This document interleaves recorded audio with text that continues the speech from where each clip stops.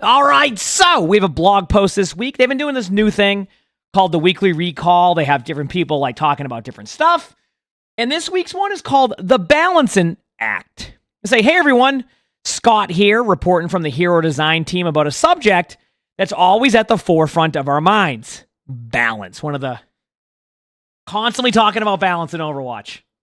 This is one of the trickiest parts of game development and often one of the hottest topics in the Overwatch community.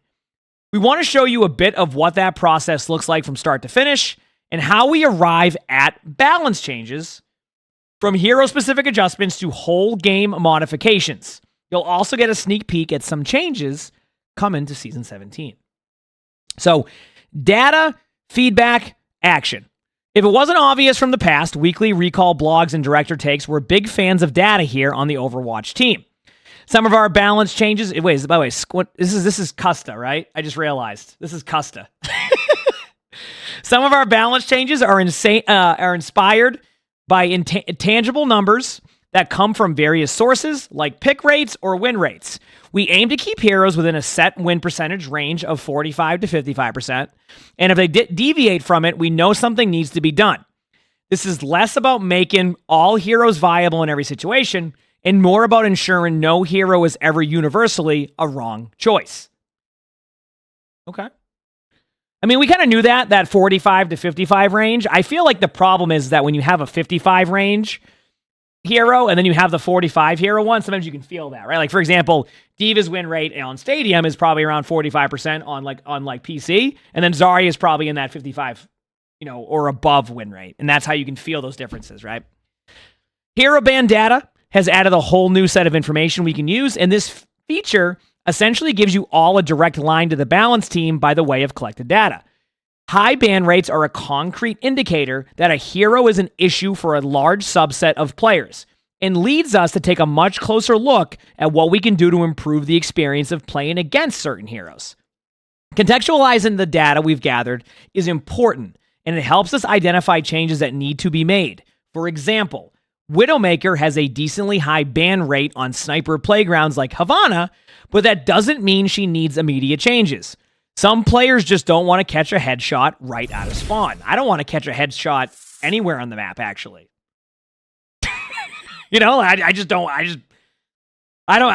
have to be out of spawn. I just don't want to deal with that in Havana. Yui, thanks for the 8 months of the Prime sub. Thank you, appreciate it. Thanks. Freya is an excellent example of how we've already used hero ban data to make improvements.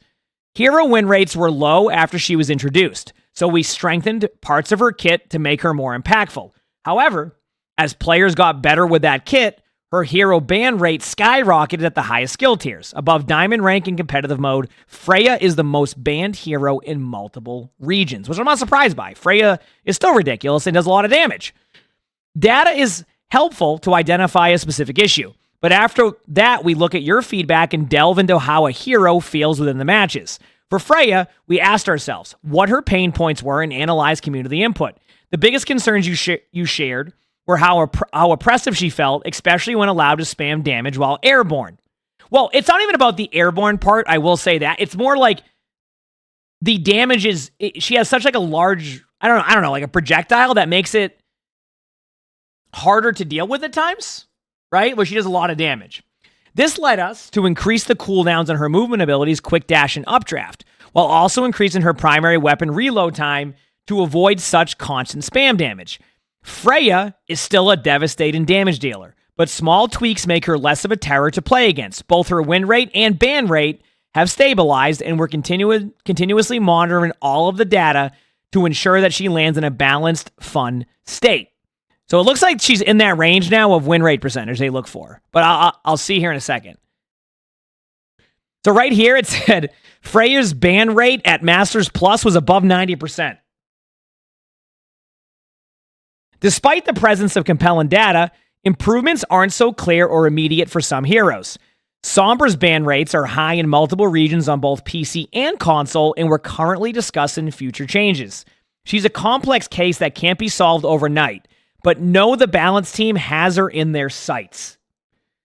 Yeah, but it's Sombra, though. Technically, if she's stealth most of the time. Okay, never mind. I had to go with that. I expected them to finally start to bring out more on Sombra because they're going to have to do changes that aren't just like like straight up number changes. Sombra is going to end up with some type of something that is going to maybe change the gameplay loop a little bit, because I don't think they can go and be like, hey, we made Virus do less damage and that's it. Like, people are still going to ban Sombra. Like, something needs to be changed about Sombra that will make players not be like, I don't want to deal with that, right? So we'll see.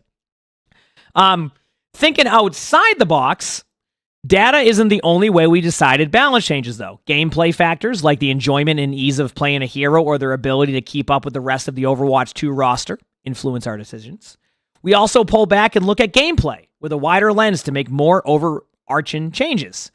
One big adjustment heading into Season 17 is the increased... One big adjustment heading into Season 17 is increasing the damage roll passive healing reduction from 25 to 30%. So that's going to put it at what? 15% healing reduction on tanks? Is that correct? Because it's half? What should help damage dealers better contend with the amount of healing that support heroes are churning out. The basic global health regeneration timer is also increasing from 5 to 6 seconds in an effort to make damage feel more impactful within matches. The only thing that concerns me about this is it feels like it's very like, we're going to buff DPS in general. So there must be more stuff that goes with it. Like, keep in mind, this is a blog post. Like, it's a... I guess with the global health regeneration timer, maybe, actually. But I feel like there's probably more changes involved here, and I should just finish the blog post. Because I see that, I'm like... I feel like it's like... It feels kind of... Okay. And you can tell me on this one, because obviously, like, my perspective is going to be a little bit different. And on top of that, I've been playing a lot more Stadium recently. I feel like Overwatch has been pretty fun. Like, to the point where, like, I don't know if, like, making the healing reduction go up a little bit is the play. I know it's 5%, but that can be a difference, right? That can be a huge difference. Especially now that it's 15% on tanks. Anyway, well, we'll see how that goes, and I'm just curious on that one. Other times we zoom in on hero-specific changes that mean a lot to us.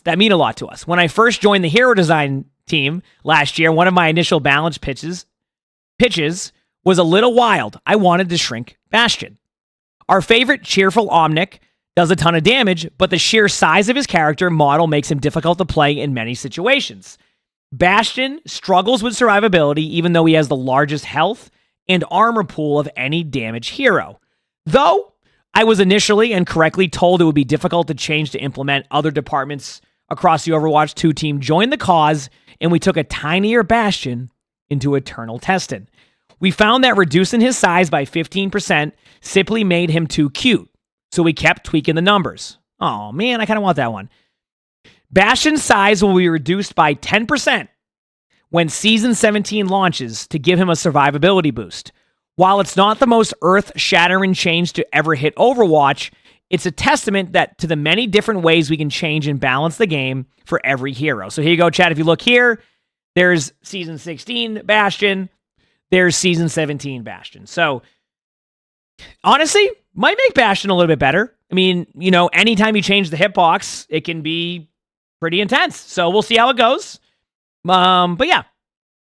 Other than a tinier and possibly more ferocious Bastion, you can expect lots of minor hero balance changes when Season 17 hits on June 24th.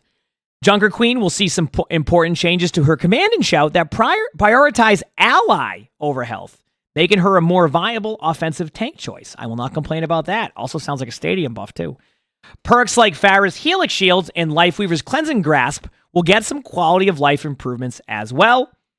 Thanks for playing, good luck, and have fun. So, it's an interesting blog post because they don't give too much into what Season 17 is. I'm a little bit curious on what else they have in store with this passive change, because like I said, like, we'll see. I'm going to give that a we'll see, and then we'll talk about that once we see the patch notes. But yeah, there you go. So there's a blog post. Always good to learn about balance, and I'm loving these weekly recalls, so keep them up, because I like blogs, I like information, I like learning more stuff. So it's always nice. So hope you enjoyed this video. Like the stream, the video, like the stuff. Want to watch more videos? There's a little box here you'll see pop up. There you go. Hope you all have an amazing day / night.